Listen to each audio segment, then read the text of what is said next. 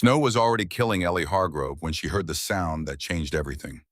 Not the wind, not the highway, something worse, something human. But that came later.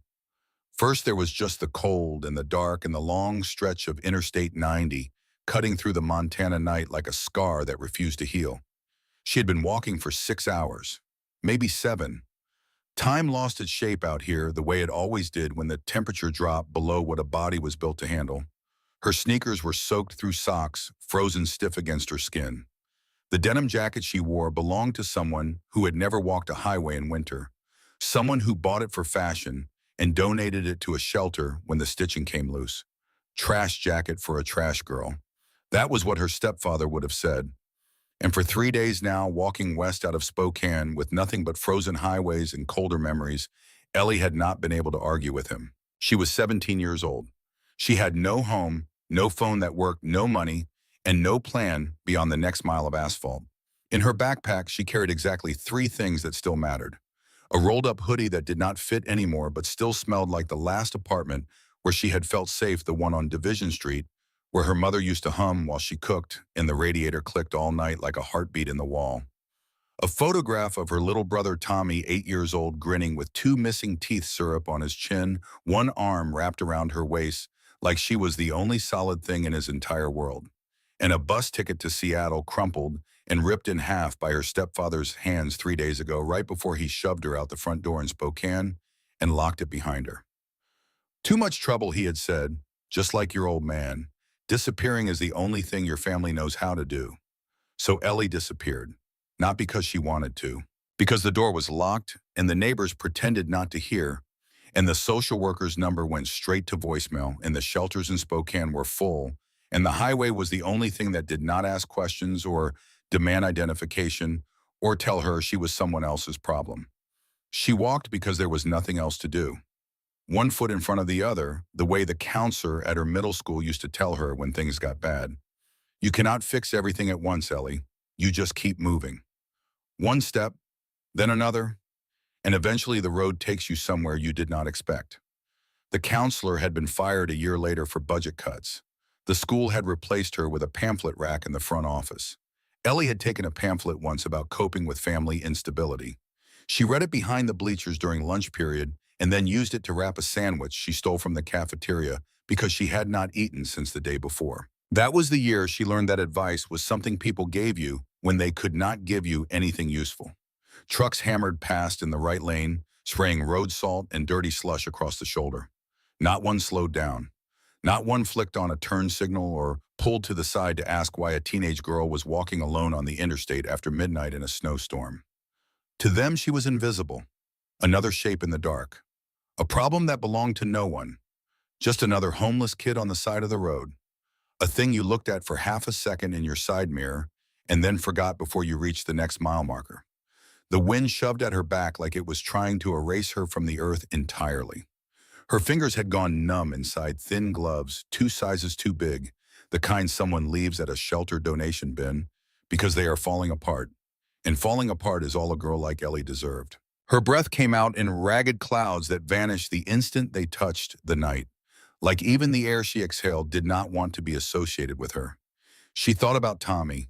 She thought about him the way drowning people think about shore, constantly, desperately, with the kind of focus that borders on prayer. The last time she had seen him was 4 months ago, a supervised visit at a Department of Child Services office in Portland.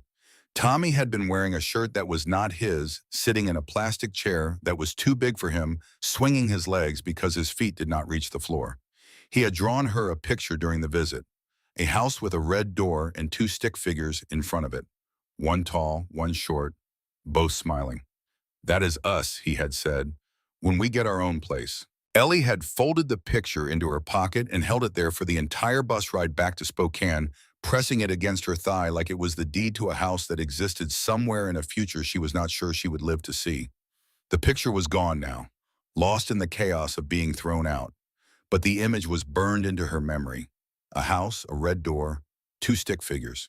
The entire architecture of hope drawn by an 8-year-old boy who still believed his sister could save him. Out across the dark fields past frozen fences and the black bones of winter trees, A faint glow stained the sky to her right. The Winter Thunder Rally had been running all weekend at the Billings Motorsports Park. Monster trucks and stunt bikes and fireworks. The kind of event she used to watch on YouTube back when she still had a bed and a phone charger and a brother sleeping in the next room. The last explosions had painted the clouds orange and purple about an hour ago. Tiny echoes of a world that had tickets and hot chocolate and families that stayed in one piece. Ellie walked in the opposite direction. The road curved ahead. The shoulder narrowed where a guardrail took over snow packed against the metal and gray ridges where the plows had shoved it aside. She pushed her hands deeper into her pockets, fingertips burning, and then going strangely quiet, the kind of quiet that meant something was shutting down inside her body one circuit at a time. She had read about hypothermia in a library book once back when she still went to libraries. The body shuts down from the outside in, fingers first, then toes, then the deep core muscles, then the organs, then the brain, which was the cruelest part because by the time your brain started to go, you felt warm. You felt peaceful. You felt like lying down in the snow and sleeping forever was the best idea you had ever had. She forced herself not to think about the news stories. The ones where they found people on roadsides in the morning, curled up like they were sleeping, frozen solid before sunrise. Bodies that looked peaceful from a distance. Bodies that nobody came looking for. That was when she saw the skid marks. They carved across both lanes at a violent angle. Two black streaks slicing through the white like someone had dragged a blade across the asphalt. They started near the center line and skated all the way to the shoulder straight into the guardrail, where the metal bent outward like something had hit it hard enough to scream. Ellie slowed, her breath caught. Car wrecks meant cops. Cops meant questions. Questions meant names and addresses and parents. Things she did not have or did not want to explain. Every instinct sharpened by years of bad nights and worse mornings told her the same thing. Keep walking. Do not look. Do not get involved. This is not your problem, and you cannot afford to make it yours. You have survived this long by being invisible. Do not ruin it now. She dropped her gaze, tightened her jaw, pushed forward. 10 more steps. 20. Snow grinding under her ruined sneakers. She was almost past the bent guardrail, almost clear of whatever had happened there, almost back inside the numbing rhythm of walk and breathe and do not think when the sound came up out of the darkness below the road. Not the wind, not a truck, not the distant rumble from the rally grounds. A voice, torn and ragged, barely there, but unmistakably human. Help. Ellie stopped like someone had grabbed the back of her jacket and yanked. For a moment, she stood perfectly still, heart slamming against her ribs, eyes squeezed shut. If she ignored it, maybe it would stop.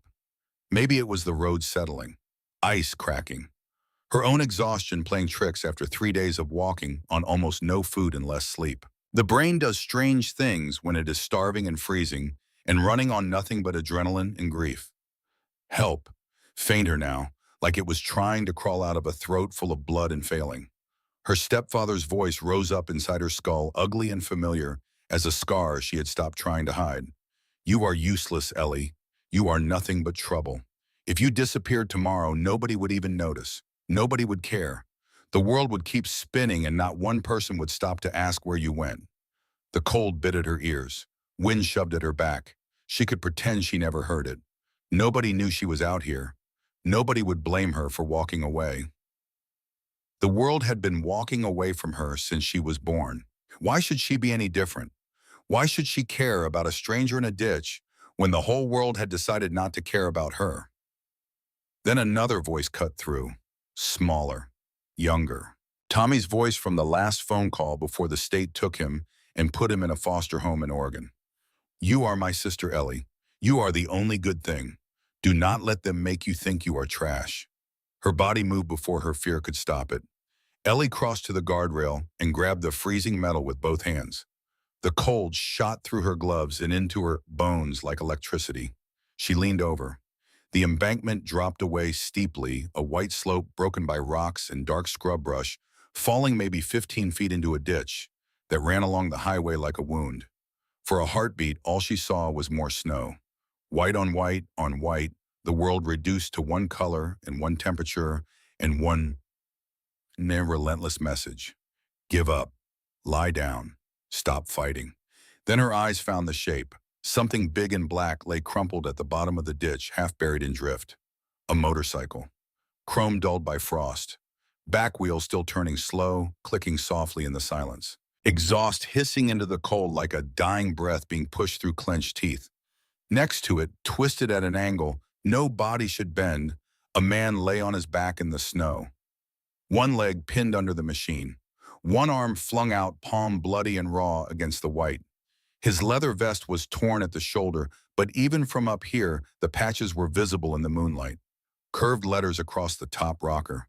Iron Wolves MC, a skull and crossed pistons on the center patch. And below that, larger than the rest, stark and brutal against the black leather, a single word: President. Ellie's breath locked in her chest like someone had turned a key. She knew those patches. Not personally, not from experience, but from the same place most people learned about outlaw motorcycle clubs. Television, documentaries, viral clips from rallies in Sturgis and Daytona Beach. News stories that used words like criminal enterprise and organized crime and dangerous. Men her stepfather cursed at whenever they appeared on the screen. You stay away from people like that, girl. They will eat you alive and spit out the bones. Help. The sound came again from the ditch, weaker now. The man's head rolled in the snow, beard crusted with ice lips turning blue. His chest hitched with each breath. Like everyone was a battle he was slowly losing. Ellie could walk away. No one would ever know she had been here.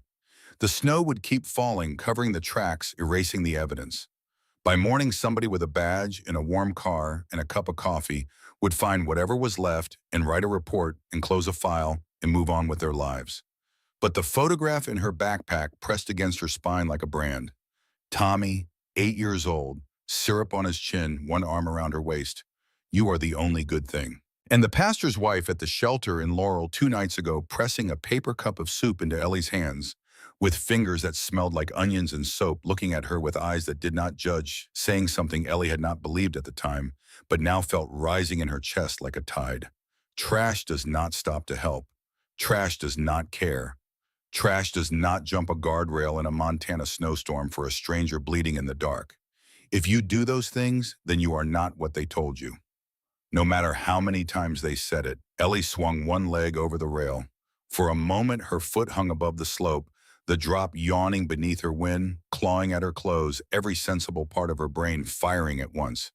This is how you die. This is how girls like you disappear and nobody asks questions. This is how you end up in a news story that gets read once and forgotten by lunch. She jumped anyway. The hill vanished under her. She hit the snow hard on her side slit, grabbed at branches that snapped in her fist, boots scraping uselessly over ice. Cold shot up her sleeves and down her collar like a fist made of winter, punching through every layer. She crashed into a low stump, breath exploding from her lungs in a white burst, and came to a stop 3 feet from the wreck. Up close, the damage was worse than it looked from the road. The bike's front end was crushed, headlight smashed into a spiderweb of glass, and plastic handlebars twisted like someone had tried to wring them out. Fluid leaked from the engine block onto the snow in a dark spreading stain that looked black in the moonlight. The fuel tank was dented. The front fork was bent at an angle that said this machine would never roll under its own power again. The man pinned beneath it breathed in short, sharp gasps, each one sounding like it might be the one that quit. His face was turned toward the sky, beard matted with blood and ice, hands raw where they had clawed at the frozen ground. He was a big man, broad shoulders, thick arms, the kind of build that came from decades of physical work, not from a gym membership.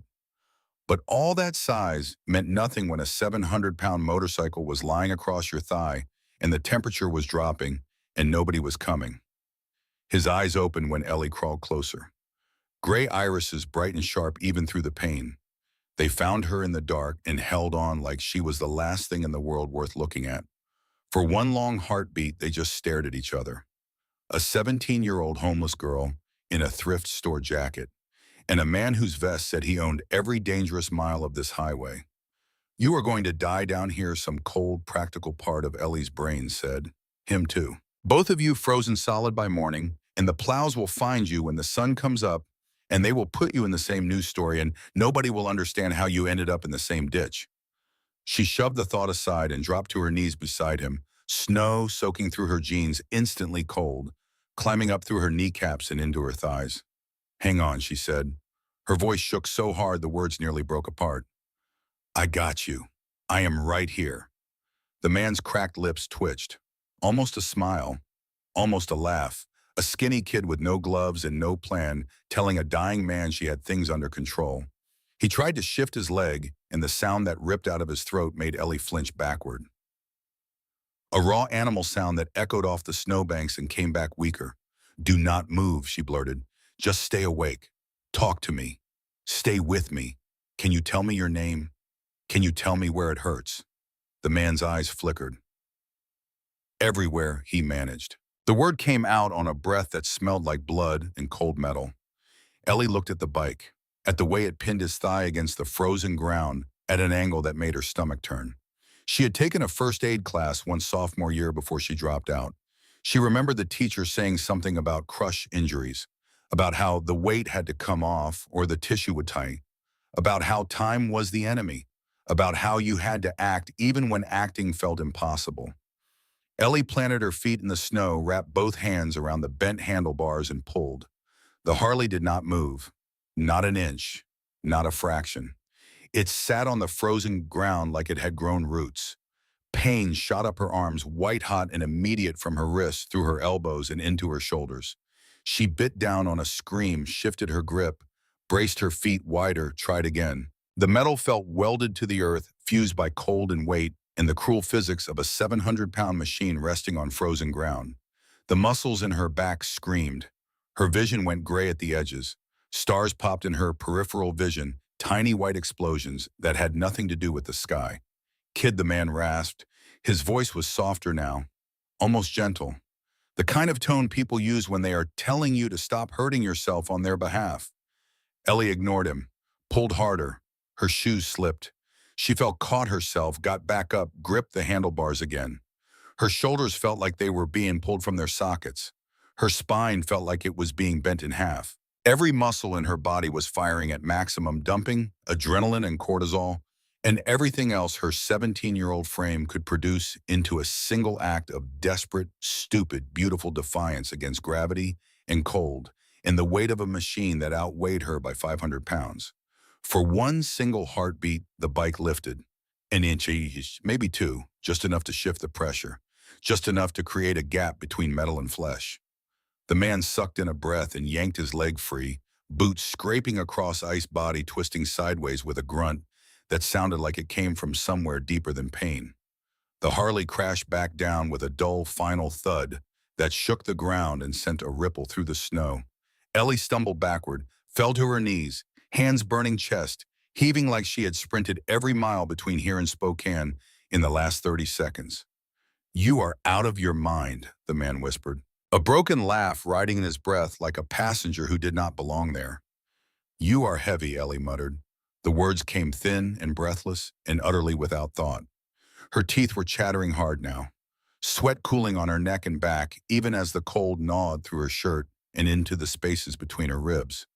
She looked up at the strip of highway above them, black against the sky, emptier than ever. No headlights, no sirens, no help coming from any direction. Do you have a phone? She asked. The man jerked his chin toward his chest.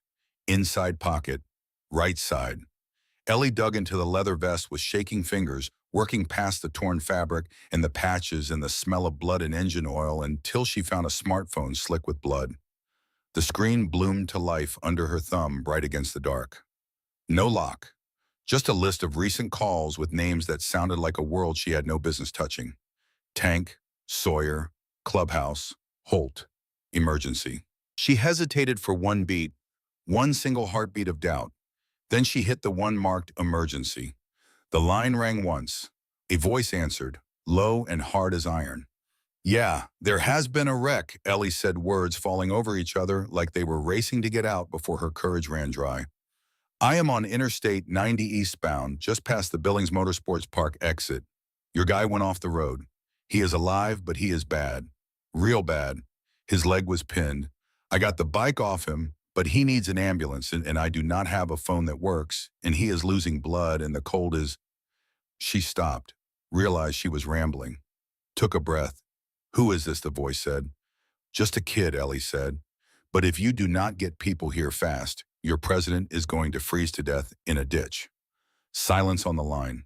"So long," Ellie thought the call had dropped. She could hear breathing on the other end, slow, measured.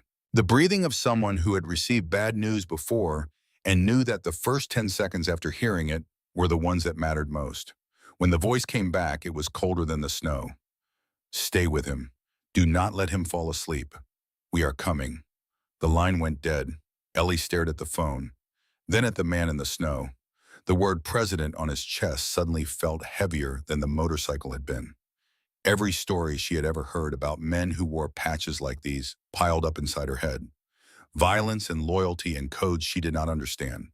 Territories and feuds and blood oaths and the kind of brotherhood that outsiders were never supposed to see. She had just called them, told them exactly where she was, alone at the bottom of a frozen ditch with their leader bleeding beside her, a 17-year-old girl with nowhere to run and no one coming if this went wrong. She sat down in the snow next to the man and kept talking. About nothing. About everything. About the weather. About how her sneakers were ruined. About a stray cat she had seen at a gas station in Laurel that had one eye and no tail and still managed to look offended by the world. She talked because the voice on the phone had told her not to let him sleep, and talking was the only tool she had left. The man listened.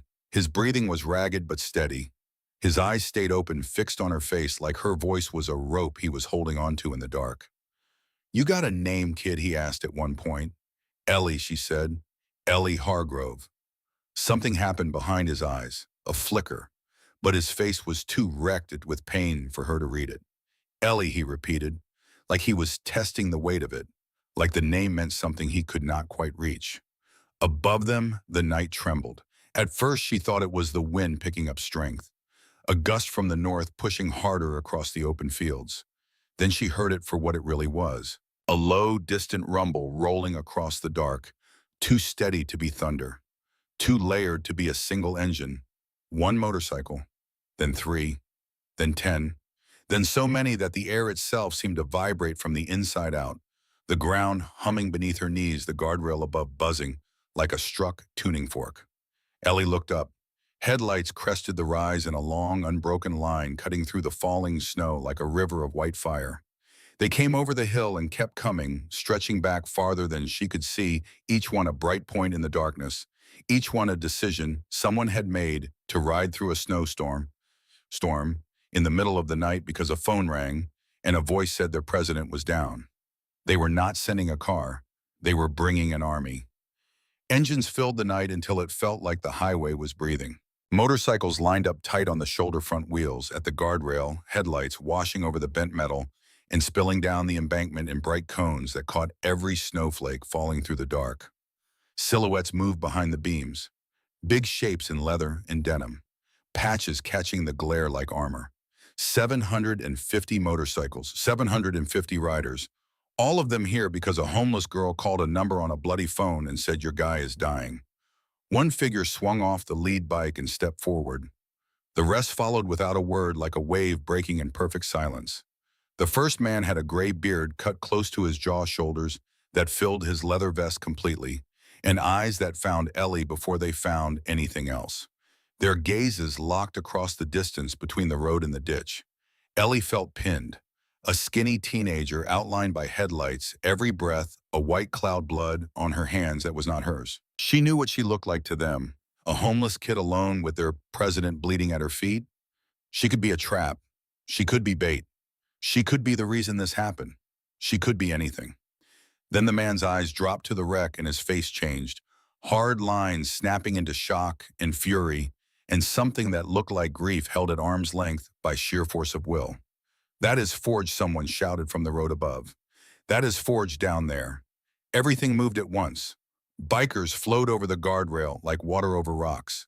Some slid down toward the wreck with the confidence of men who had done this before, who had pulled brothers out of ditches and off roadsides and out of situations that no civilian would ever understand. Others took positions along the shoulder blocking traffic, directing the few trucks that appeared to merge and move on. One was already on his phone, shouting for an ambulance, giving coordinates with the precision of someone who had called in emergencies before. Another snapped open a medical kit. Ellie staggered backward as two men reached Forge. One with a patch that read Sawyer dropped to his knees and started checking pulse and breathing with hands that moved fast and sure.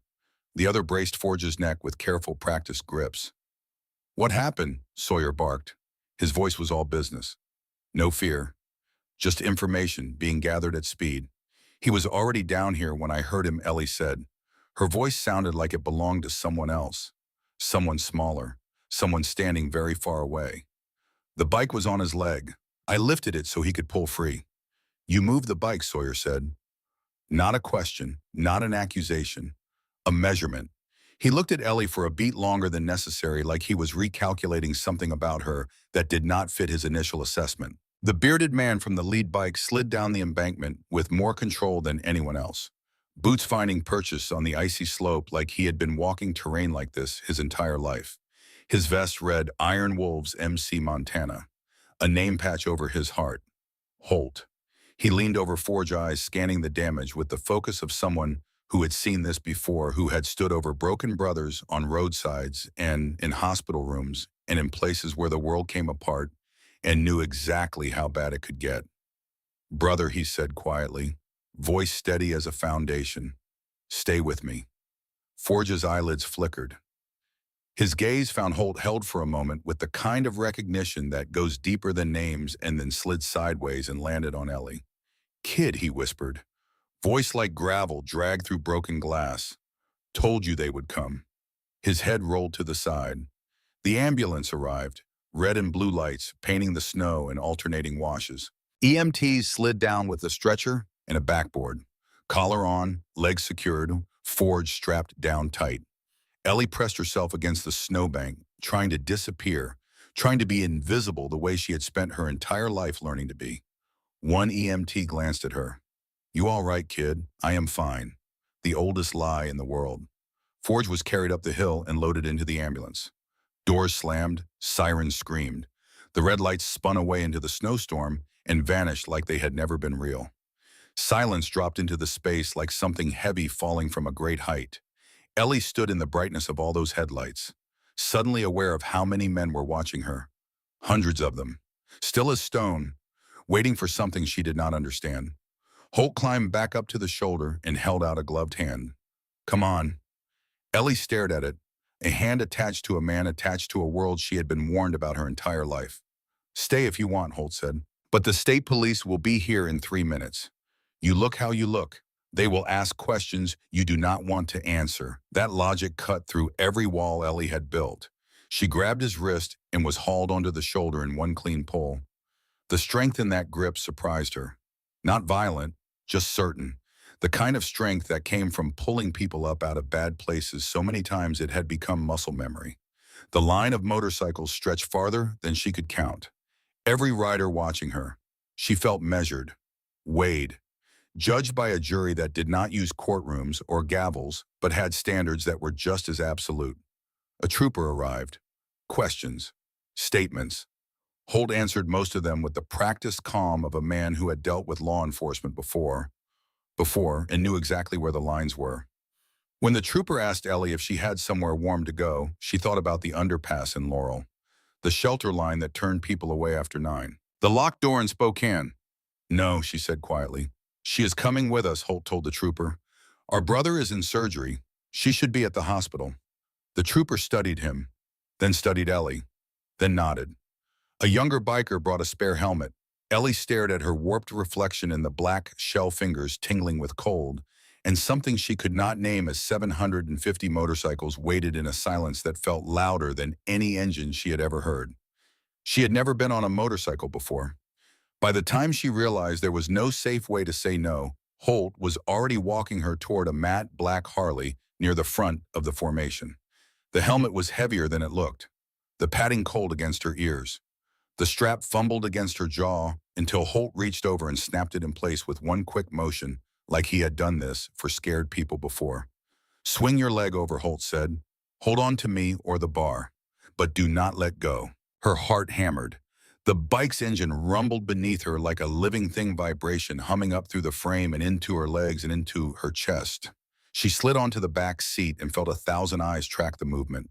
Her hands hovered unsure until Holt reached back, took one of them, and placed it firmly around his waist. There he said, "You fall off, and it will not be the cold that kills you." The trooper's patrol car pulled out behind them. Holt raised 2 fingers, a small signal. The line of bikes came alive. Engines roared in sequence, a wave of sound that rolled down the formation and bounced back off the snowbanks and rattled in Ellie's chest like a second heartbeat. Then they moved. The first jolt nearly yanked Ellie backward, but her arm locked tighter around Holt. The bike surged onto Interstate 90 tires, chewing through slush-cold air, slapping at her exposed neck. Wind tore at her clothes and found every gap in her jacket and punched through them without mercy. But for the first time that night, the cold did not feel like the main enemy. The speed did. Highway lamps flicked past in long, steady intervals, throwing the pack in and out of shadow. Ellie watched the line of red taillights curve ahead of them. 750 bikes in a convoy that moved like a single creature, each one adjusting to the others. The formation shifting and stitching itself back together around obstacles with the kind of coordination that came from years of riding together, years of trusting the man in front of you and the man behind you and the road beneath all of you. The ride to town blurred between terror and a strange unwanted electricity. The bike banked with the curves of the interstate. The skyline of Billings bloomed ahead, a low cluster of orange and white lights on the flat, dark earth. The convoy peeled off toward the hospital exit. At red lights, drivers in regular cars stared openly. Some raised phones to record. Others just sat behind their steering wheels with their mouths open. Ellie caught her reflection in a storefront window.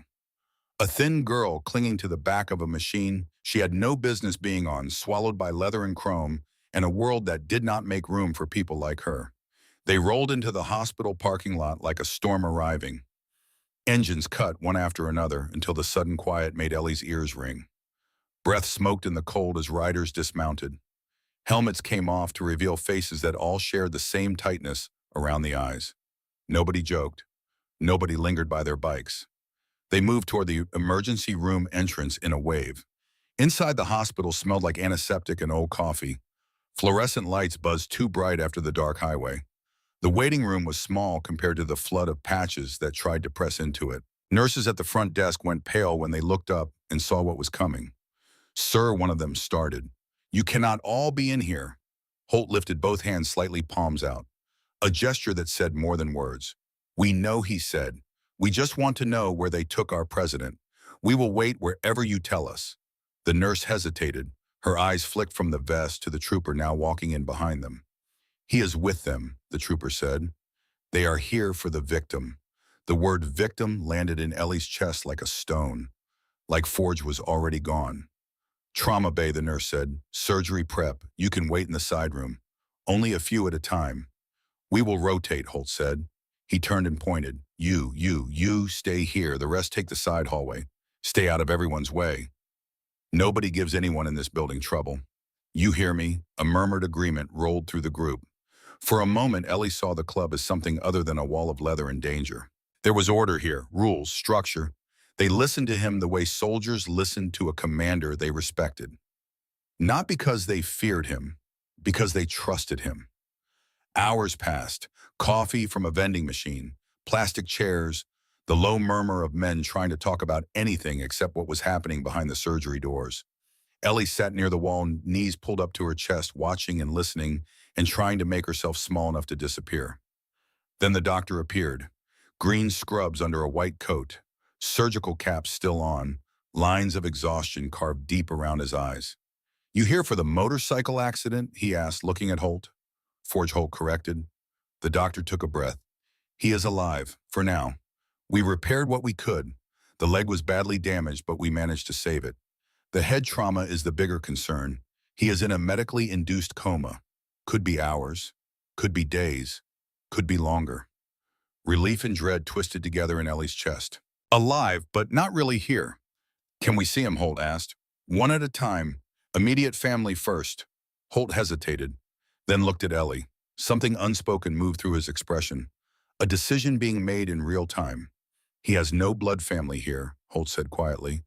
Then who are all of you? The doctor asked. Family, Holt said. The kind you choose. He stood and looked straight at Ellie. Come on, Ellie blinked. Me. You pulled him out of that snow. You go in before I do. A dozen pairs of eyes followed Ellie as she rose on unsteady legs and walked past them, out into the hallway, past nurses and security guards who tried to look like they were not unnerved by the wall of leather in the chairs. The doctor led them to a room that smelled sharper, colder. Machines hummed softly inside. A monitor ticked out a slow rhythm. Forge lay in the bed, skin pale against the sheets, beard cleaned of blood tubes and wires running into his arms and under the blankets. His leg was wrapped, thick, elevated. Ellie stepped just inside the door and stopped. The man looked smaller here, washed of the noise and heat and danger that had surrounded him on the highway. Just a broken body held together by stitches and plastic lines and machines that beeped because his heart had not yet decided to quit. Then Forge's fingers twitched against the sheet. A tiny movement. Then again, his eyelids fluttered, a sliver of gray between lashes. Kid, he breathed, you are still here. Yeah, Ellie managed, you are hard to walk away from. Something that might have been a laugh scraped out of his chest. His gaze sharpened, found her face, held on. Hargrove, he said. The word came slow, like he was pulling it out of deep water. Jack Hargrove's girl. Ellie went still. The world went still. The machines beeped. The air conditioner hummed. And the name of a man she had never known landed in the room like a grenade with the pin already pulled. Holt stepped closer. He knows, he said softly. Your father saved my life, Forge murmured. Took a bullet. Walked away so trouble would not follow his daughter home. The words cracked something open inside Ellie's chest. Something she had been carrying since she was old enough to understand that other kids had fathers, and she did not. All those years of believing he was a coward who left because she was not worth staying for. Her stepfather's version, the only version she had ever been given. And now this man, half broken on a hospital bed, was telling her Jack Hargrove had not left because he did not love her. He had disappeared to keep her breathing. He did not tell me, Ellie whispered. Her throat was so tight, the words barely made it out. Some debts you do not brag about, Forge said. You just carry them. And your old man carried his all the way into a life that was not his own, became someone else, lived under a name that was not the one he was born with. All so you and your mother could stay clean of the mess he walked into. Before the weight of that could settle, Holt's phone buzzed. He checked the screen, his jaw locked. Sawyer found it, he said. Brake line was cut, clean slice. Not a rock, not where. Someone wanted you to hit that rail tonight. Forge closed his eyes. When he opened them, they were a different color. Not physically, but the warmth was gone, replaced by something harder and colder and much more dangerous. I figured, he said. There was a car, Ellie said. Both men looked at her. Black SUV, no front plates.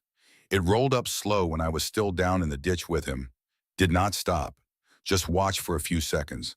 Someone in the passenger seat had a phone up. Recording. Holt cursed under his breath. They filmed it, he said. Kid in the snow. Our president under a bike. Pack rolling up. Whoever cut that line was watching to make sure it worked. And they saw me, Ellie said. The realization landed hard and cold. They saw my face. They know I was there. Forge's fingers tightened around the edge of the blanket with more strength than a man in his condition should have had. You were not supposed to be there, he said. Nobody was. That road was supposed to be empty after the rally. Whoever did this planned for me to bleed out alone in that ditch. But you showed up. And now they know a Hargrove pulled me out. Ellie's phone buzzed in her pocket. She pulled it out with numb fingers. One new message. Unknown number. We know where you are, Hargrove. 4 words that turned everything warm into ice. Ellie showed the screen to Holt. His face went hard as granite. That means they knew who you were before tonight, he said slowly. Before you gave anyone your name, they were not just watching Forge. They were tracking you. The implication hit Ellie in the stages. First confusion, then understanding, then fear so sharp it felt like swallowing glass. This was not a coincidence. She had not stumbled onto that wreck by accident. Someone had known she would be walking that stretch of highway. Someone had made sure she would be there when their president went off the road. She had not just saved Forge. She had walked straight into something that had been set for both of them. Holt looked at Forge. Forge looked at Ellie. The machines beeped. The snow fell outside the window.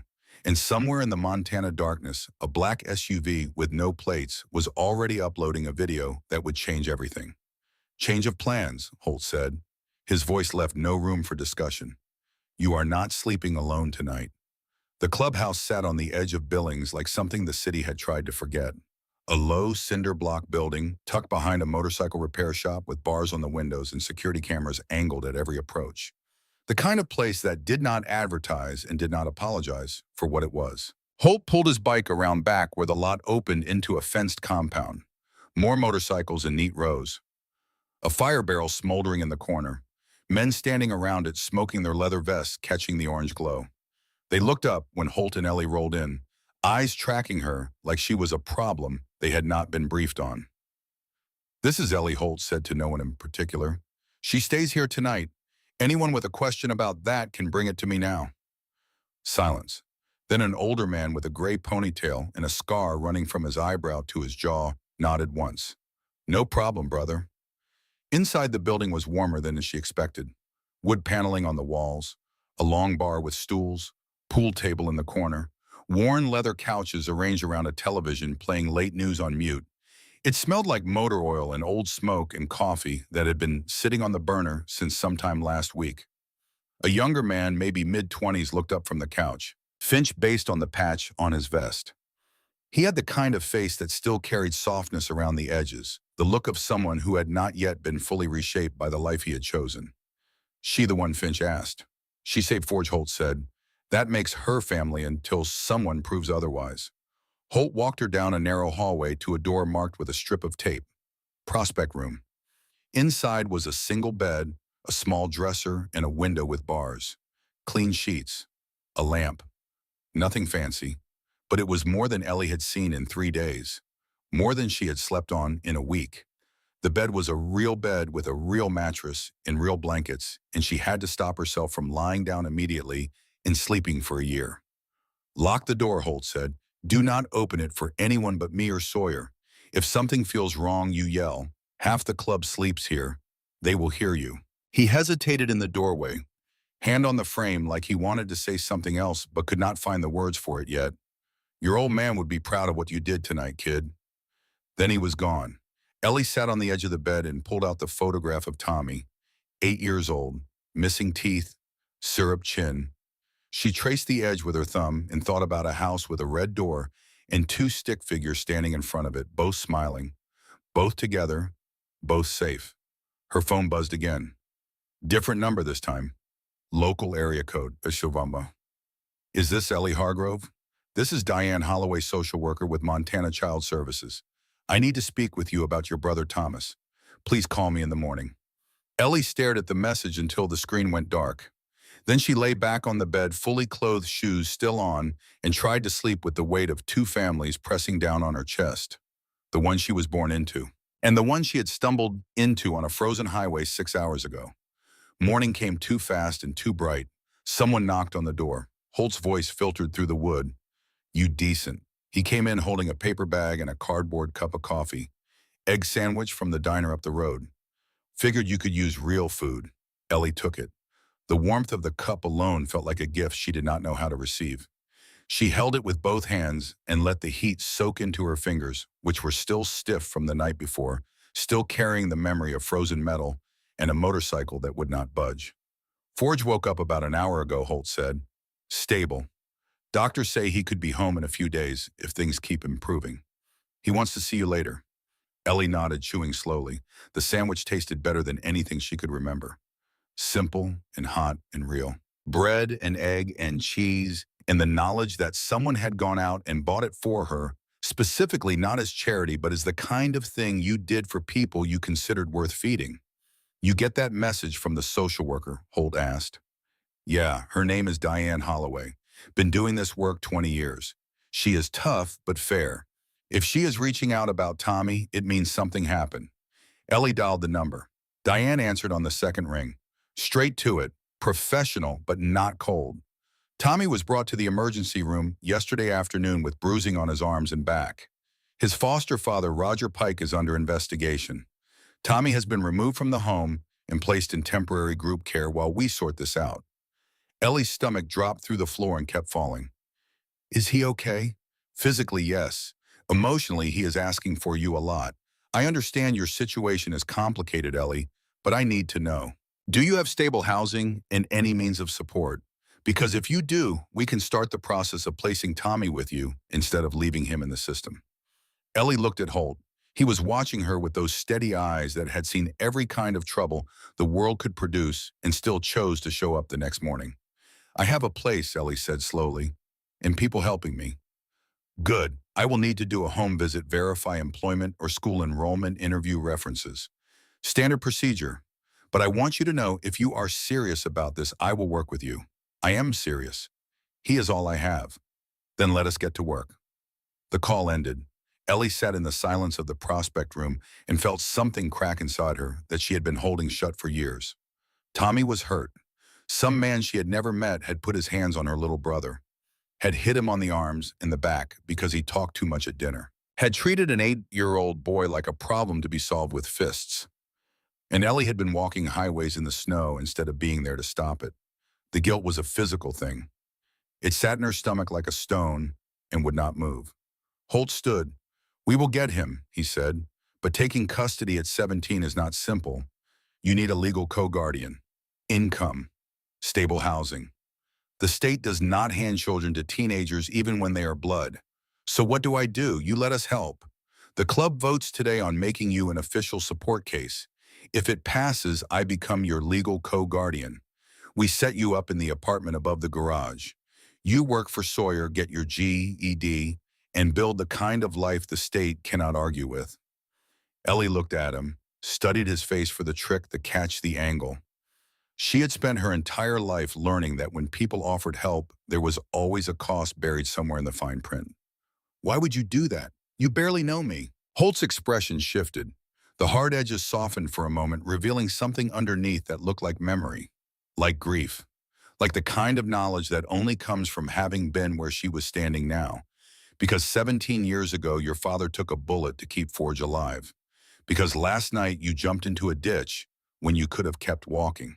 And because every man in this club knows what it feels like to be a kid the world threw away. We do not turn our backs on that, not ever. The garage was bigger than Ellie expected. 3 bays with hydraulic lifts, rows of tools on pegboards, the smell of grease and metal and old rubber. The concrete floor was stained with decades of oil and transmission fluid, a palimpsest of every machine that had ever been opened up and put back together inside these walls. Sawyer Briggs was elbow deep in a Sportster engine when Holt brought Ellie in that afternoon. He had the build of a man who had been working with his hands since before Ellie was born, forearms like rope, shoulders permanently hunched from years of leaning over engines. She going to work here? Sawyer asked without looking up. If she wants. Sawyer straightened, wiped his hands on a rag that was dirtier than his hands, turned and studied Ellie with the kind of look that measured people by what they could learn, not by what they already knew. You know anything about engines? Not really. Good. Means I do not have to undo bad habits. Come here. For the next 2 hours, Sawyer walked Ellie through the basics. Parts identification, fluid levels, how to listen to an engine and hear what was wrong before you ever picked up a wrench. How to feel through your fingertips whether a gasket was seated right. How to tell the difference between a misfire and a timing issue by the rhythm of the idle alone. He did not talk down to her. Did not make it a lesson about gender or age or background. Just taught, patiently, thoroughly, with the same care he applied to the machines themselves. Your hands are small, he said at one point, watching her reach into a space between the cylinder heads that his own fingers could not fit. That is an advantage. You can get into places I gave up on years ago. Ellie found herself leaning in, asking questions, focused on something other than survival for the first time in longer than she could remember. Something mechanical, something that had rules and logic and could be understood and fixed and made to work again. The club voted that afternoon. 40 men in the main room. Forge spoke from his wheelchair at the head of the long table, voice rough but carrying. Ellie Hargrove saved my life 2 nights ago. Pulled a bike off me in the snow when she could have kept walking. Called you all in when I was dying. She is the daughter of Jack Hargrove, the man who took a bullet for me 17 years ago in Tacoma and never asked for anything in return. Her little brother is in the system, hurt by a foster father who should not have been trusted with a dog. She needs family. Holt stepped forward. I am proposing we make Ellie an official support case. I will act as legal co-guardian. We set her up in the apartment above the garage. She works for Sawyer, gets her schooling, and we back her when the state comes asking. All in favor. Hands went up, one by one, then all at once until every man in the room had voted yes. Welcome to the family, Kid Forge said. Ellie felt something expand inside her chest, not breaking, opening, like she had been holding her breath for 17 years and only now remembered she was allowed to exhale. That evening, she visited Tommy at the group home, a plain brick building on the north side of Billings with a playground out front and bars on the windows that tried to look decorative and failed completely. Diane Holloway met her at the door. He has been asking for you nonstop, Diane said. Keep it calm. He has been through a lot. Tommy was in the common room watching cartoons with 3 other kids. He looked so small sitting there in clothes that were not his hair, uncombed eyes carrying a tiredness that no 8-year-old should know the weight of. But when he saw Ellie, his whole face changed. Every light in the building turned on at once inside a single boy. Ellie. He ran across the room and threw his arms around her waist, squeezed like he was afraid she might evaporate if he loosened his grip for even a second. Hey, little man, I am here. They sat on the couch together. Tommy pressed against her side. She could feel him trembling. Not from cold. From the accumulated fear of a child who had been passed between strangers for months and hurt by one of them and was now terrified that the only person who had ever made him feel safe would disappear again. Did he hurt you bad? Ellie asked quietly. Tommy shook his head. Not too bad. He just gets really mad sometimes. But Miss Diane says I do not have to go back. You do not. I promise. Are you staying here too? No, but I am working on getting us a place together. Just you and me. His eyes went wide with a hope so raw it hurt to look at. Really? When? Soon, Ellie said. I just need to get some things in order, but I am not leaving you here long. I am going to call you every single night until you are home with me. She hugged him one more time before visiting at hours ended, kissed the top of his head, walked out into the cold feeling like her chest had been opened with a can opener and everything inside rearranged. On the ride back to the clubhouse, Holt glanced at her. You good? No, but I will be. The next morning, Holt took Ellie to meet Morgan Pratt, the lawyer the club kept on retainer. Her office was above a pawn shop downtown. Small but precise. Law degrees on the wall beside photos of her shaking hands with judges and city officials. Morgan was early 40s, sharp-eyed with graying hair, pulled back tight, in the energy of someone who had spent decades fighting systems designed to grind people into dust and had won enough times to keep going. Morgan listened to everything. Tommy, the foster home, the custody situation, Ellie's age, Ellie's housing, Ellie's complete absence of anything that looked like stability from the outside. When Ellie finished, Morgan leaned back in her chair and tapped a pen against her desk. Here is the reality, she said. You are 17, legally a minor. The state does not like placing children with other minors, even if they are siblings. But it is not impossible. With Holt as co-guardian and proof of stable income and housing, we have a case. The question is timing. How long? If everything goes smoothly, 6 to 8 weeks. Tommy does not have 8 weeks. He is in a group home asking for me every night. Morgan's face softened. Just slightly. Just enough for Ellie to see that underneath the lawyer armor, there was someone who understood what it meant to fight for a child. I understand, but rushing the process gives the state ammunition to say no. We build this right. Document everything. Show up to every meeting. Make them see that you are not some kid playing house. You are his sister, fighting to keep him safe. There is something else, Morgan said. She pulled a file from her desk. Your father, Jack Hargrove. Ellie's pulse quickened. He testified in a criminal case 17 years ago. Detective Kyle Crandall killed an informant outside a bar in Tacoma. Your father was the witness who put him away. Kyle died in prison 2 years ago. Morgan slid a photograph across the desk. A man in a police chief's uniform, silver hair, cold eyes, face like a vault door. Kyle's brother. Nolan Crandall, currently the chief of police here in Billings, Montana. The name landed like a stone in still water. Rings spreading outward. If Crandall knows you are Jack Hargrove's daughter, Morgan said you need to be very careful. Men like him carry grudges the way other people carry wallets. Every day, everywhere. And they do not stop until the debt is paid or the debtor is destroyed. The raid came 3 days later. Ellie was in the garage with Sawyer learning how to rebuild a carburetor, hands stained with grease, mind finally quiet for the first time since she could remember. Then the bay doors burst open and the quiet shattered. 6 officers in tactical gear, guns drawn, visors down, hands where we can see them. Sawyer raised his slowly, calm, deliberate. What is this about officers? We have a warrant to search the premises. Holt appeared from the office, moving slow, hands visible. I want to see the warrant. One of the officers handed it over. Holt scanned it, his jaw locked.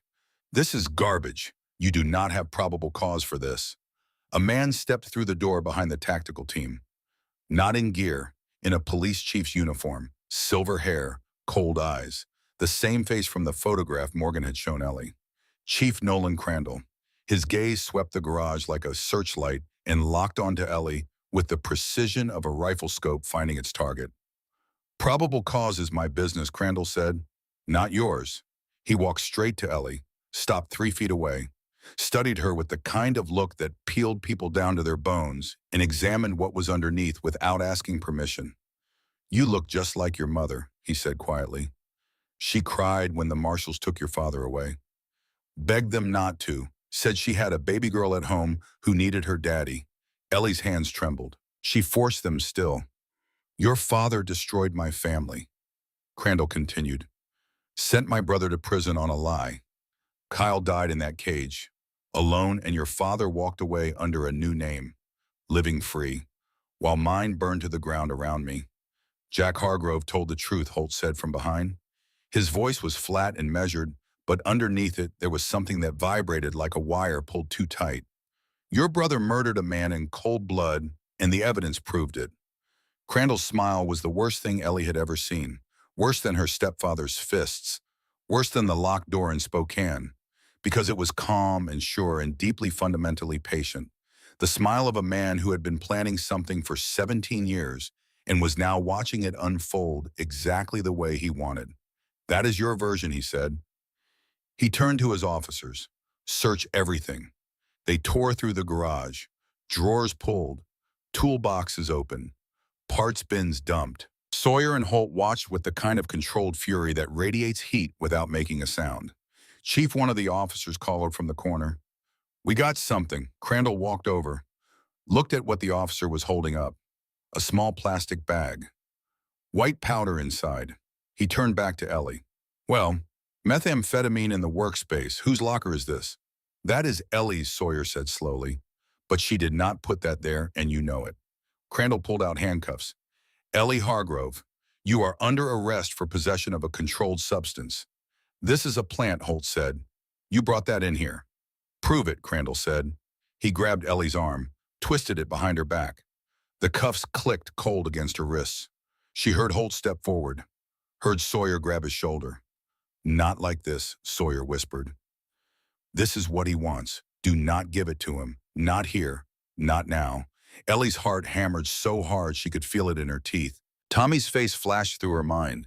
If she went to jail now, the custody petition died. The state would never give a child to someone with a drug charge. Everything she had been building for the last week would collapse before it had walls. I did not do this, she said. Crandall leaned close.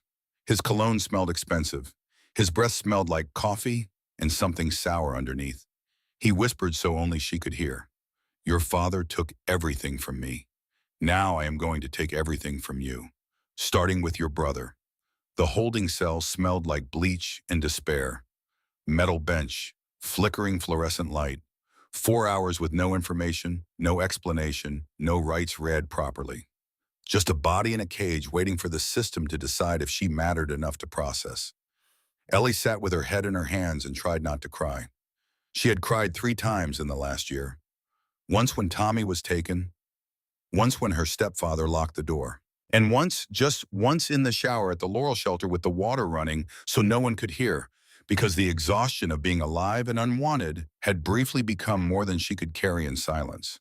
She did not want to cry now, not here, not where cameras could see, not where Crandall might watch the footage later and smile that terrible patient smile. The door buzzed. Holt walked in with Morgan Pratt beside him. Morgan sat next to Ellie, pulled out a notepad. Tell me exactly what happened. Ellie recounted every detail. The raid, the planted bang, Crandall's words, the whisper about taking everything. Morgan wrote it all down, then looked up with something Ellie did not expect. A smile. This is good, Morgan said. How is any of this good? Because Crandall overplayed his hand. He is so fixated on revenge, he got sloppy. We pulled security footage from the garage. Camera over Bay 3. It shows his officer going to that locker 15 minutes before the raid was officially announced. No warrant in hand at that point. Just a man in uniform, alone in a garage, planting evidence on camera. Then we have him, Ellie said. We have the start, Morgan corrected. But we need more. Be patient. Justice does not come fast. It comes thorough. They posted bail 2 hours later. Ellie walked into the cold evening air, feeling like she had been held underwater for hours and just broken the surface. Back at the clubhouse, something was wrong. Ellie felt it before anyone said a word. A tension in the air, men standing in small clusters, talking low, glancing at each other with the kind of looks that meant someone had crossed a line that was not supposed to be crossable. Holt pulled her into the back room where Forge was waiting. He was out of the wheelchair now, sitting in a heavy chair with his leg elevated. Looking stronger, but angrier. We have a problem, Forge said. The text message, Ellie said. The one from the first night. It said Hargrove. Whoever sent it knew my name before I told anyone here. Forge nodded. That has been eating at me since the hospital. Only a handful of people knew you were walking that stretch of highway. You did not exactly announce your travel plans. Ellie's brain had been working on this for days. Turning it over in the background while she learned about engines and visited Tommy and sat in a holding cell. Processing it the way her mind processed everything. Quietly, persistently, until the pieces clicked. The shelter in Laurel, she said. I stopped there 2 nights before the crash. Signed the guest book. Name and where I was headed. Standard intake procedure. Forge leaned forward. Who else was at that shelter? Ellie closed her eyes, thought back. The cuss, the soup, the faces. There was a man, she said slowly. Older, maybe 50s, had a vest on under his coat. I did not think anything of it at the time. Lots of bikers passed through shelters during cold snaps. He was on his phone a lot, stepped outside to make calls, asked me where I was headed. I told him east on 90 toward Billings. I was tired and hungry, and he seemed friendly, and I did not think twice about it. What did his vest look like? Holt asked. His voice was flat, controlled, dangerous. I did not see the front. But when he leaned forward to tie his boot before he zipped his coat over it, I saw the bottom rocker. Montana. The room went still. The kind of still that happens right before something breaks. One of ours, Holt said. Forge's eyes went hard as engine steel. There is only one member who was supposed to be running charity supply drops through Laurel that week. He looked at Holt. The name passed between them without being spoken. Roach. The confrontation happened fast. Roach was in the common room of the clubhouse, beer in hand, boots up on the table watching television like a man with nothing on his conscience. He had been a member for 9 years, patched in after a long prospect period. Ran supply routes and occasionally helped with community outreach, the kind of work the club did that never made the news because it did not fit the narrative. Holt walked in with Sawyer and 2 others. Forge came in behind them, moving slowly but under his own power cane in hand, face set like stone. Stand up, Holt said. Roach looked around the room, read faces, saw no allies. His hand tightened on the beer bottle. What is this about? He tried. His voice came out lighter than he intended. The voice of a man who had been waiting for this moment and hoping it would never come. Ellie stepped forward. She had asked to be here, had insisted. This was her piece of the puzzle, and she wanted to be the one to place it. The shelter in Laurel, she said. You were there. You saw my name on the guest book. You called someone and told them a Hargrove was walking east on 90. You told them where Forge would be riding that night after the rally. And you did not ask what they were going to do with that information because you already knew. Roach's face went through 3 changes in 2 seconds. Surprise, calculation, and then a kind of deflation like a man exhaling something he had been carrying for months. Holt dropped a phone on the table. Roach's phone pulled from his locker 20 minutes ago. Call log showing 3 calls to an unlisted number the night before the crash. The same number that had sent the threatening text to Ellie. Roach looked at the phone, then at Forge, then at the floor. Crandall made me, he said. His voice was barely above a whisper. He had old charges, said he would reopen them. Put me inside for 5 years. I have a daughter in Missoula, man. I cannot do 5 years. So you gave him our president, Holt said. You gave him the girl. You put both of them in that ditch. I did not know they were going to cut the brake line, Roach said. I swear on my daughter. I just gave him the route. And when I saw the girl's name in the shelter book, I called it in. I did not know. You did not know, Forge repeated. His voice was so quiet the room seemed to shrink around it. So quiet that every man present leaned in slightly to hear. You gave them my route. You gave them a 17-year-old girl, and you did not think to ask what they were planning, because you knew that if you asked, you would have to admit what you were helping them do. Roach's shoulders sagged. Brother, I am sorry.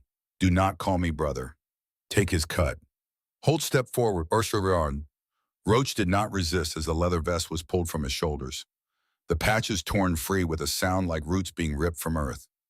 You walk out of here tonight, Forge said. You do not come back. You do not call. You do not ride within 100 miles of this city. And if I find out you warned Crandall that we know what follows will not be legal and it will not be kind. Roach left. The door closed behind him. The room exhaled. Forge looked at Ellie, something like respect in his gaze, something like sorrow. You figured it out before any of us, he said. I had more reason to, Ellie replied. Forge reached into his vest and pulled out an envelope. Old, yellowed at the edges, sealed with wax that had gone dark with age. Your father left this with me 17 years ago, he said. Told me to open it only if his family was ever in danger. I think that time has come. He broke the seal. Inside were 3 things, a cassette tape, a stack of photographs, and a letter written in faded ink. Forge handed the letter to Ellie. This one is for you. Ellie unfolded it with hands that would not stop shaking. The handwriting was neat, careful. The words of a man who knew this might be the last thing his daughter ever read from him. Ellie, if you are reading this, you found them. Holt and Forge, the brothers I chose when I could not stay with the family I was born to protect. I want you to know I did not leave because I did not love you. I left because loving you meant keeping you alive. The men who wanted me dead would have come for you and your mother if I had stayed. So I disappeared, became someone else, lived under a name that was not mine so that yours could stay clean. I am sorry I was not there to teach you to ride a bike or scare off bad boyfriends or walk you down any aisles. But I made Holt and Forge promise that if you ever needed them, they would be the fathers I could not be. Trust them, Ellie. They are good men in a world that does not make many. Be strong, be kind, be the girl I know you are. Even though I never got to watch you grow into her. All my love, Dad. Ellie's vision blurred. Tears hit the paper before she could stop them. She wiped her eyes quickly, afraid of smudging the ink, afraid of losing even a single word of the only letter her father had ever written her. Holt put a hand on her shoulder. Heavy, steady, he meant every word he said quietly. Forge held up the cassette tape. This is Jack's testimony, the original recording. The prosecutor made his own copy for the trial. But your father kept a backup, just in case. In the photographs, Ellie asked. Evidence, Forge said. Surveillance photos Jack took in the weeks before the murder. Kyle Crandall meeting with known criminals. Cash changing hands. Your father was not just a witness. He was building a case on his own, documenting everything he could. This is the insurance policy he left behind. Morgan Pratt, who had arrived during the confrontation with Roach and stood quietly in the doorway watching it unfold, stepped forward. If we present this in court, she said, Crandall is finished. Not yet, Forge said. First we clear Ellie's name, then we bury him, clean, legal, the way Jack would have wanted it done. The weeks that followed moved the way rivers move through stone, slow on the surface, relentless underneath. Ellie worked 30 hours a week in the garage. She had her own bay now, her own tools, her own rhythm. Sawyer showed her how to strip a carburetor down to its skeleton and build it back clean. How to diagnose a misfire by ear alone. How to feel through her fingertips whether a gasket had sealed true or was lying to her. Holt taught her to ride. Started in the empty lot behind the clubhouse. Balance first, then brakes, then throttle, then trust. A used Sportster the club rebuilt for her, nothing flashy, but it ran clean and it was hers. At night she called Tommy, every single night without exception. Told him stories about the garage, about Sawyer's bad jokes, about the stray cat that kept showing up at the clubhouse and refusing to leave. Tommy always asked the same question, when? And Ellie always gave the same answer. Soon, little man, I promise. She attended GED classes 3 nights a week at the community college. Math came easy, English was harder, but she was passing and she would graduate in the spring. Diane Holloway did the home visit, walked through the apartment above the garage, checked the fridge, the clean sheets, the enrollment forms, interviewed Holt. At the end, she sat with Ellie at the small kitchen table. I am going to be honest, Diane said. This is not traditional, but I have been doing this long enough to recognize when a kid is fighting the right fight. You love that boy. You are building something real here. The court date was set 2 weeks out, same day as the hearing on the drug charges. Morgan said the scheduling was deliberate. Crandall stacking the deck trying to make Ellie look like a criminal and an unfit guardian in the same afternoon. But we have things he does not know about, Morgan said, and that is the best kind of advantage. A week before the hearing, Crandall made his move. Ellie was leaving the grocery store when the black SUV pulled up beside her. No plates, tinted windows, the passenger window rolled down. Crandall sat in the back seat. You can still walk away, he said. Drop the custody petition. Leave town. I make the charges disappear. And if I do not, then I make sure you never see your brother again. Every judge in this county will know you are the daughter of a rat and the friend of outlaws. I will bury you so deep the system will not find you for years. Ellie set the grocery bags on the ground, stepped closer to the SUV. Close enough to smell his cologne, something expensive covering something rotten. My father stood up to you, she said, testified even though he knew it would cost him everything. And you think I am going to run because you drove up in a car with no plates and made some threats in a parking lot? Crandall's eyes narrowed. I am not my father, Ellie continued. I am not running. I am not hiding. And when that judge hears what you have done, when they see what Jack Hargrove left behind, you are the one who loses everything. Brave words, girl, Crandall said. Let us see if you still believe them when they take your brother. The window rolled up. The SUV drove away. Ellie stood in the parking lot shaking, not from fear, from rage. The kind of rage that builds in people who have been told their whole lives that they are powerless and are now discovering in the most dangerous way possible that they are not. That night, Forge called a ride. 750 motorcycles lined up outside the clubhouse. Ellie stood among them, helmet in hand, her own bike waiting. Tonight we ride for Hargrove, Forge said. For Jack. For Ellie. For every kid the system tried to crush who refused to stay down. They rode through Billings in formation. Past the police station. Past the courthouse. Past the group home where Tommy slept. A message written in chrome and thunder. We are here, we are not afraid, and we are not leaving. The night before the hearing, Ellie sat on the clubhouse steps staring at stars she could never see in Spokane. Holt sat beside her, handed her a cup of coffee. Scared, he asked. Terrified. Good. Means it matters. Your father told me something once, Holt said, right before he went into protection. He said the hardest part was not leaving. It was trusting that the people he left behind would be okay without him. Holt paused. He was wrong. They were not okay. Your mother struggled. You grew up without him. Tommy ended up in the system, but you survived. You are here, fighting. That is what Jack wanted. Not for you to be okay, for you to be strong enough to fight when things were not. Tomorrow you walk into that courtroom and you show them what Jack Hargrove's daughter is made of. And no matter what happens, we are right there. Ellie's phone buzzed. Same unknown number. Last chance, Hargrove. Walk away or watch your brother disappear. She deleted it. turned off the phone, lay in bed staring at the ceiling until dawn. She did not sleep, but she did not run. And when morning came, she braided her hair, pulled on her boots, and walked outside to find 750 motorcycles waiting in the cold. Because Crandall had made one critical mistake. He thought she was alone. The Yellowstone County Courthouse rose against the winter sky like a monument to promises the powerful made and the powerless were expected to believe. Stone steps, columns, the word justice carved above the door by someone who probably believed it. Ellie stood at the bottom of those steps at 8 in the morning with Holt beside her and 750 motorcycles lining the street. The sound of all those engines made the windows rattle. People stopped and stared. Phones came out, mouths open, a 17-year-old girl walking toward a courthouse with an army at her back. Morgan Pratt met them at the top of the steps, briefcase in hand. Subtle, she said. "We do not do subtle," Holt replied. They walked in together, Holt on one side, Sawyer on the other, Finch and a dozen more behind them, filling the gallery. Crandall sat in the front row, uniform pressed, eyes cold. Altar rise.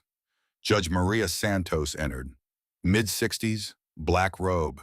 She scanned the courtroom, noted the leather without comment.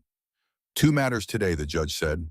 State versus Ellie Hargrove on possession charges, and the petition for emergency custody of Thomas Hargrove. I am hearing them together. The prosecutor presented the case, the raid, the substance, lab reports, clean, textbook, designed to make Ellie look like exactly what Crandall wanted the judge to see. Then Morgan stood. Your Honor, this evidence was planted by law enforcement acting on a personal vendetta. She played the security footage, an officer entering the garage 15 minutes before the raid, walking to a locker, placing something inside, leaving. The same officer who later claimed to have discovered the drugs. Then she called Officer Tate Linford to the stand. Linford walked to the chair like a man walking to a ledge. Young, late 20s, pale. Morgan questioned him. Did you enter the garage? Without a warrant. Did you place anything in the locker? Silence. Did you plant evidence on orders from Chief Nolan Crandall? The courtroom held its breath. Yes, Linford whispered. The room erupted. Santos hammered her gavel. Crandall surged to his feet. That officer is lying. Sit down. Chief Crandall, the judge said. Her voice was iron. Morgan turned back to Linford. Why did you do it? Because I was told this girl's father destroyed Chief Crandall's family, that she deserved to pay, and that if I did not cooperate, my career was finished. You understand you are admitting to a felony under oath, Santos said. Yes, Your Honor, I am done lying for him. Morgan moved to dismiss the charges. The prosecutor tried to redirect to custody. Morgan agreed. Your Honor, I would like to call Thomas Hargrove to the stand. Tommy entered through the side door with Diane beside him. Small in the big room, wide eyes, but when he saw Ellie, his face lit up. He waved, she waved back. Judge Santos smiled down at him. Tommy, do you know why you are here? Miss Diane says you are going to decide if I can live with my sister. Tommy told the court about the foster home, the yelling, the hitting, his teacher, Diane taking him out. Why do you want to live with your sister, the judge asked. Tommy looked straight at Ellie. Because she always comes back for me. Even when things are bad, even when she does not have a house or food, she always makes sure I am okay. She is the only person who never gave up on me. The courtroom was silent. Then Morgan played the tape. Static, then a voice, male, young, steady despite the fear running underneath. My name is Jack Hargrove. Today is October 14th. I am recording this testimony about what I witnessed on the night of October 10th outside Kelly's bar in Tacoma, Washington. Ellie's breath stopped. Her father's voice. She had never heard it. Not once in 17 years. Not in a recording or a video or a voicemail. All her life he had been a silence where a sound should have been.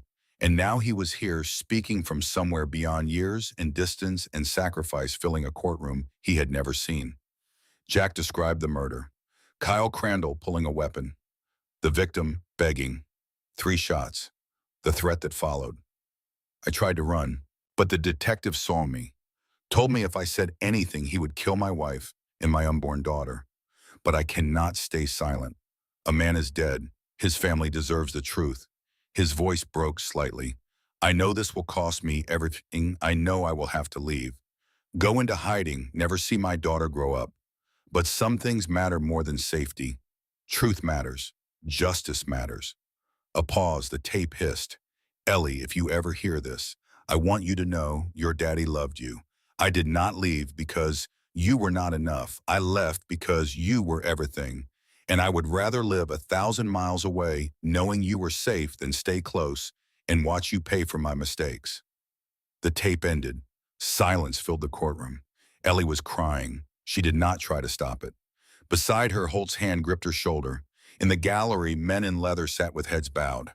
Morgan produced the photographs. Jack's surveillance images. Kyle Crandall meeting criminals. Cash changing hands. She laid them on the bench one by one. Judge Santos examined them. Removed her glasses. Wiped her eyes. Chief Crandall, do you have anything to say? Crandall stood. His composure was gone. That testimony was never verified. My brother was innocent. This is a witch hunt. Two federal marshals stood up from the back row. They had been there the entire time. Coordinated with Morgan weeks in advance. These agents have been investigating Chief Crandall for 6 months, Morgan said, based on separate complaints of evidence tampering and witness intimidation. Santos looked at Crandall. I am ordering a full federal investigation. Bailiff, escort the chief out. The marshals cuffed Crandall before he reached the aisle. He turned at the door. Found Ellie's eyes across the room. You are just like your father, a rat who destroys families. Ellie stood. Her voice came out steady and clear, and it carried to every corner. I am exactly like my father. Someone who tells the truth even when it costs everything. The doors closed behind Crandall. The courtroom exhaled. Miss Hargrove, Judge Santos said, drug charges dismissed with prejudice. You are cleared. As for custody, I am granting you emergency custody of Thomas Hargrove effective immediately. Holt McKenna will serve as co-guardian until you turn 18. Monthly check-ins with Diane Holloway. She banged her gavel. This court is adjourned. Holt pulled Ellie into a hug. Sawyer clapped her back. Forge in the front row of the gallery nodded once with a small smile. Diane brought Tommy back in. He ran across the floor and threw his arms around Ellie. Are we together now, he asked. Yes, we are together for good. I knew you would come. 3 months later, the apartment above the garage looked like a home. Tommy's drawings covered the refrigerator. Crayon houses with red doors and stick figures holding hands. His backpack hung by the front door next to Ellie's work boots. The kitchen table had 4 chairs, even though only 2 people lived there, because Holt and Sawyer stopped by most mornings for coffee and conversation. Ellie worked her own bay at the garage. Customers asked for her by name when they wanted carburetors rebuilt or fuel systems diagnosed. Sawyer told anyone who would listen that she had the kind of hands that understood machines the way some people understood music. She attended GED classes 3 nights a week at the community college. She would graduate in the spring. Tommy thrived, Little League on Saturdays, friends at school. He stopped flinching when adults raised their voices. At night, he still asked Ellie to read to him even though he could read on his own. He just liked the sound of her voice. Diane stopped by once a month like the judge ordered. Every visit ended the same way. You are doing great, kid. Keep it up. Crandall was in federal custody awaiting trial on 12 counts. Linford had turned state's witness. 3 officers suspended. The entire Billings Police Department under federal oversight. Forge had recovered enough to walk without the wheelchair. Therapy 3 times a week. A cane on bad days, but he was back leading the club. One morning he called Ellie over. I have been thinking, he said, about what comes next. You turn 18 in 6 months. Full custody of Tommy. You will not need Holt as co-guardian anymore. Free to make your own choices. He paused. But I hope one of those choices is staying with us. Not as someone we are protecting. As a prospect. Earning your place. Learning the life, if that is what you want. They rode out that afternoon. The whole club, 750 bikes in formation through the Montana spring. Past fields waking green. Past fence lines and farmhouses. Back to Interstate 90. Back to the guardrail, still bent from where Forge had crashed. Forge pulled over. The convoy followed. Engines cut. The only sound was wind. He walked to the rail, looked down into the ditch where he had almost died. Ellie stood beside him. I do not remember much from that night, he said. Just cold, pain, and your voice telling me to hang on. I did not think you would make it, Ellie admitted. Neither did I, but here we are. He reached into his vest, pulled out a second envelope, newer than the first. Your father left 2 letters. The first was for when you found us. The second was for when you became family. Ellie opened it carefully. Same handwriting, same love pressed into every stroke of ink. Ellie, if you are reading this, Forge is alive. You are with the club, and you have proven that the Hargrove name stands for something. I could not teach you to be strong. I could not show you how to stand when the world pushed you down, but I made sure you would be surrounded by people who could. Holt will teach you loyalty. Forge will teach you honor. Sawyer will teach you patience. And together they will show you that family is not just blood, it is choice. You chose to jump that guardrail when you could have walked past. That choice saved Forge, but it saved you too, because now you know that sometimes the hardest thing and the right thing are the same thing, and doing it anyway is what makes you worth knowing. I am proud of you. I have always been proud of you, even when I could not be there to say it. Brotherhood is not blood. It is showing up when it matters. And you, my brave girl, always show up. All my love, Dad. Ellie folded the letter and put it in her jacket pocket against her heart, where she could feel it with every beat. Thank you, she said to Forge. Thank you for not walking past. They rode back to Billings. Tommy was waiting on the clubhouse steps with Finch. He jumped up when he saw Ellie. You are back. She scooped him into a hug. Holt came over carrying a box, set it on the picnic table, opened it. Inside was a small leather vest, kid-size patches already sewn on. Iron Wolves MC Montana, and below that a support patch. Hargrove. Family, this is for you, Holt told Tommy. If you want it, Tommy's eyes went wide. Really, you are Ellie's brother. That makes you ours. Tommy looked at Ellie. Can I? Of course, he put it on. Too big in the shoulders, sleeves too long, but he stood up straighter wearing it. Grinned like someone had handed him the entire world and told him it was his to keep. That night, the club threw a cookout, burgers and ribs on the grill, music from speakers someone had rigged up on the fence, kids running through the lot. Ellie sat on a bench watching Tommy play tag with Finch's nephew, both of them wearing vests that did not quite fit and somehow looked perfect anyway. Holt sat beside her, handed her a soda. You good? Yeah, I think I really am. Your old man would have loved this. Seeing you here, seeing Tommy safe. Ellie watched the sun start to drop toward the mountains. The sky turning colors she did not have names for. Orange bleeding into red, bleeding into purple, bleeding into the kind of deep blue that only exists in Montana when the air is clean and the world is quiet and you are sitting in a place where you finally, after 17 years of searching, feel like you belong. You really think he would be proud? She asked. I know he would. Holt said. That night after the cookout wound down and everyone said their goodnights, Ellie rode the 2 blocks back to the apartment with Tommy chattering the whole way about his day, about school, about how Finch said he could help in the garage this weekend. She unlocked the door. Watched Tommy run inside, drop his backpack, flip on the television. She stood in the doorway for a moment, looking at the small space they had turned into something real, something safe. Something that felt like the first home either of them had ever truly known. She helped Tommy with his math homework, made grilled cheese sandwiches for dinner, read him a chapter from the book they were working through, tucked him into bed. Before she turned off the light, Tommy looked up at her. Ellie, yeah. Are we going to be okay now? Like really okay? Ellie thought about the question, about everything they had survived to get here, about a highway in the snow and a choice she made to jump instead of walk away. About the people who showed up when it mattered. About a father she never knew who loved her enough to disappear so she could live. About 750 men who rode through a snowstorm because a phone rang and a girl said, your guy is dying. Yeah, she said. We are going to be really okay. Tommy smiled, closed his eyes, was asleep in minutes. Ellie walked back into the living room, pulled out both letters, read them again slowly, carefully memorizing every word.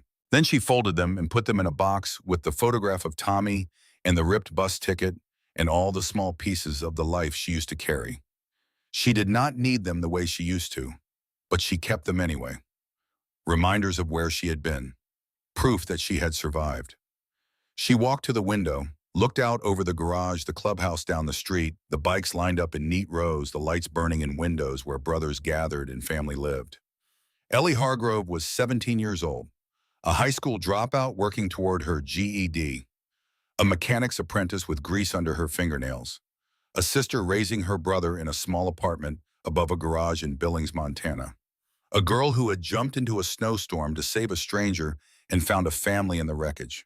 She was not perfect, she was not fixed. She still woke up some nights afraid that it would all disappear, that someone would decide she did not deserve any of it and take it away the way everything good had always been taken from her. She still carried scars from the years before, from the locked doors and the empty shelters in the highways that stretched on forever, with no one waiting at the end. But she was here. She was fighting. She was showing up. Every single day she was showing up. And in the end, that was all her father had ever asked her to do. She turned off the lights, climbed into bed, closed her eyes. Tomorrow Holt would teach her to ride faster. Sawyer would show her how to rebuild a transmission. Tommy would come home from school with more homework and more stories and more of the ordinary magic that happens when a child feels safe enough to be a child again. Diane would stop by to check in. Morgan would call with updates on Crandall's trial. Forge would ask her to sit and talk about nothing important, which was his way of making sure she knew she was worth sitting with. Tomorrow life would keep moving, one day after another, one choice after another. One moment of showing up when walking away would have been easier.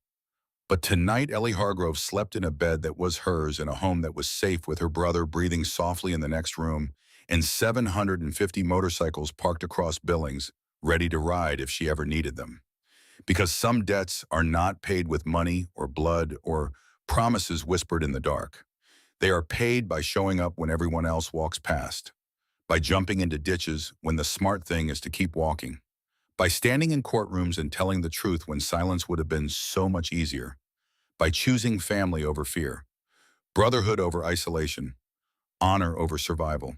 Ellie Hargrove learned all of that on a frozen highway on a night when the world tried to kill her and she refused to let it. She learned it from a father she never knew who loved her enough to disappear, and from 750 men who rode through the snow and said the only words that ever really mattered.